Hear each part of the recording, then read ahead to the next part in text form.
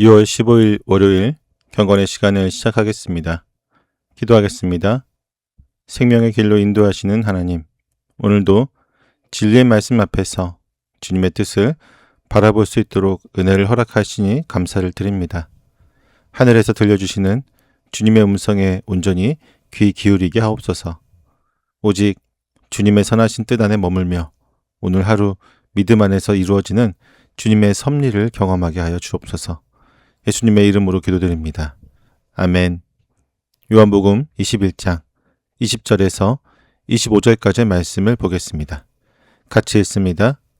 베드로가 돌아다 보니 예수께서 사랑하시던 제자가 따라오고 있었다. 이 제자는 마지막 만찬 때에 예수의 가슴에 기대어서 주님을 넘겨줄 자가 누구입니까? 하고 물었던 사람이다. 베드로가 이 제자를 보고서 예수께 물었다. 주님, 이 사람은 어떻게 되겠습니까? 예수께서 말씀하셨다.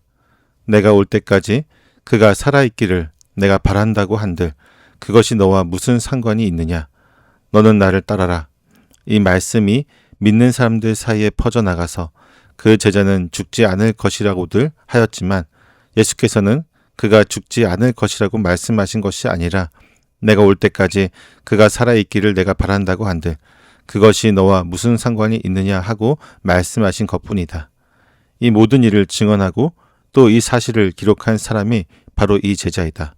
우리는 그의 증언이 참되다는 것을 알고 있다.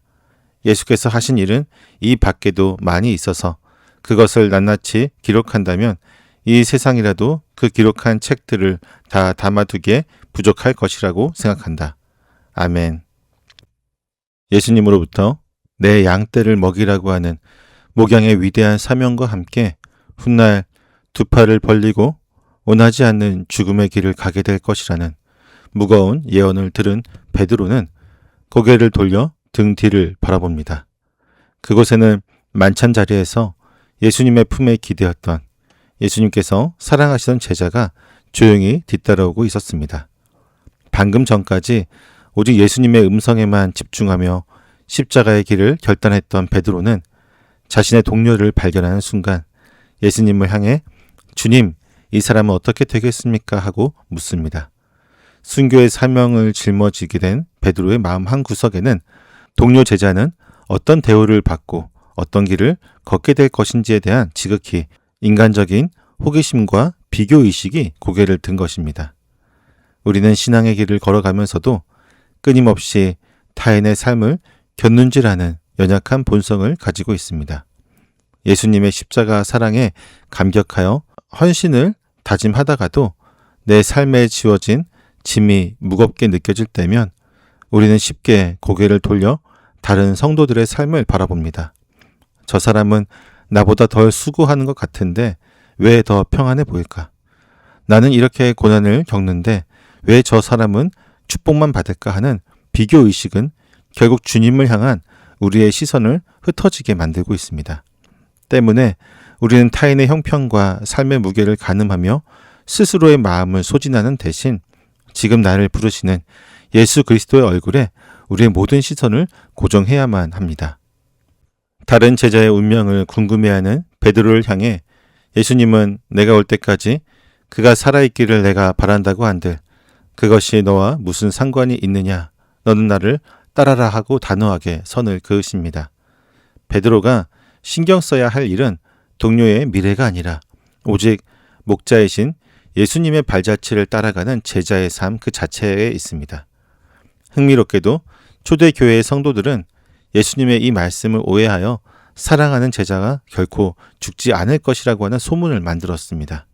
때문에 요한은 예수님의 정확한 말씀을 다시 한번 기록하며 핵심은 제자가 죽지 않는 것이 아니라 타인의 운명에 간섭하지 말고 오직 예수님만을 따르라고 하는 순종의 명령이었음을 바로잡고 있습니다. 하나님께서 타인의 삶을 어떻게 이끄시고 언제 거두어 가실지는 철저히 하나님의 주권에 있습니다. 우리는 타인의 삶을 판단하거나 부러워할 권리도 그들의 사명을 가늠할 자격도 없는 한 마리의 양에 불과합니다.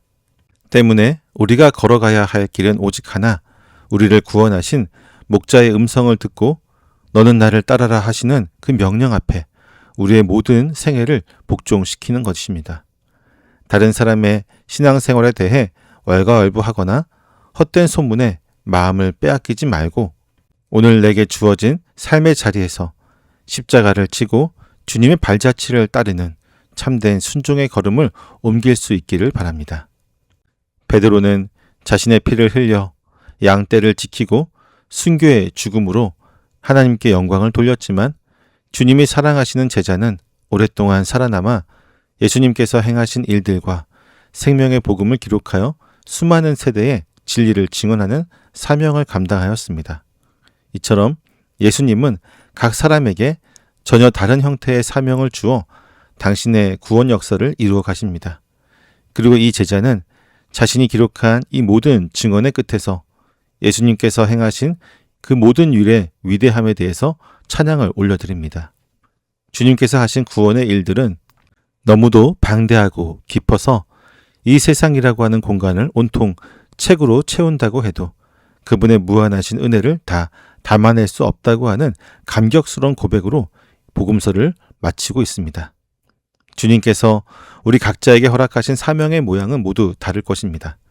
누군가는 베드로처럼 치열한 목양과 헌신의 최전선에서 고군분투하며 또 누군가는 이름 없이 조용한 자리에서 진리를 증언하고 기도하는 사명으로 하나님을 영화롭게 할 것입니다. 교회 안에서 내게 주어진 직분이나 세상에서의 내 역할이 남들보다 초라해 보일지라도 그것은 이 세상의 어떤 책으로도 다 기록할 수 없는 그리스도의 무한하신 구원의 역사에 동참하는 거룩하고 영광스러운 부르심입니다. 내가 선 자리가 주님께서 내게 허락하신 가장 완벽한 사명의 자리임을 신뢰하며 내 삶을 통해 온 세상을 덮고도 남을 그리스도의 크신 사랑과 은혜가 날마다 새롭게 증언되어지기를 소망합시다. 요한복음의 마지막 본문은 각기 다른 제자들을 향한 예수님의 주권적인 다스림과 사명의 부르심을 선명하게 보여주고 있습니다. 예수님은 순교의 무거운 십자가 앞에서 동료의 운명을 묻고 있는 베드로에게 타인의 삶과 비교하지 말고 오직 자신의 길을 걸어 주님을 따를 것을 단호하게 명하십니다.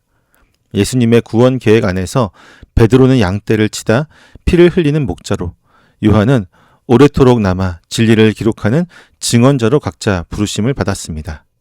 모양과 역할은 달랐지만 이들의 순종은 온 세상을 가득 채우고도 남을 그리스도의 무한하신 은혜와 능력을 드러내는 영광스러운 통로가 되었습니다.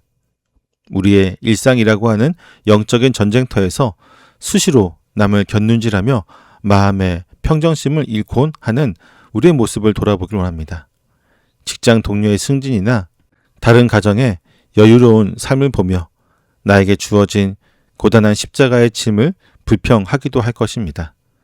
그러나 주님은 오늘 흔들리는 우리의 마음을 향해 그것이 너와 무슨 상관이 있느냐? 너는 나를 따라라 하고 말씀하십니다.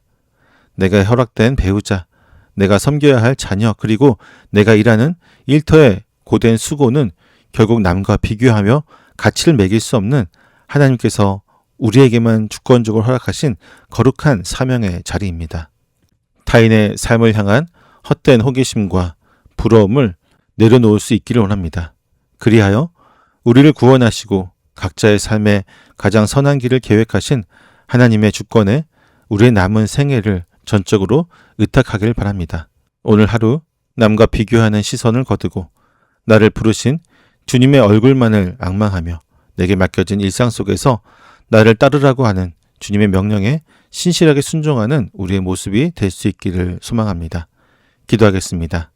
사명으로 부르시는 하나님, 죄악으로 죽었던 저희를 십자가의 보혈로 구원하여 주시고 각자의 삶에 가장 선한 사명을 맡겨주시고 주님만을 따르는 거룩한 백성으로 살아가게 하심에 감사를 드립니다.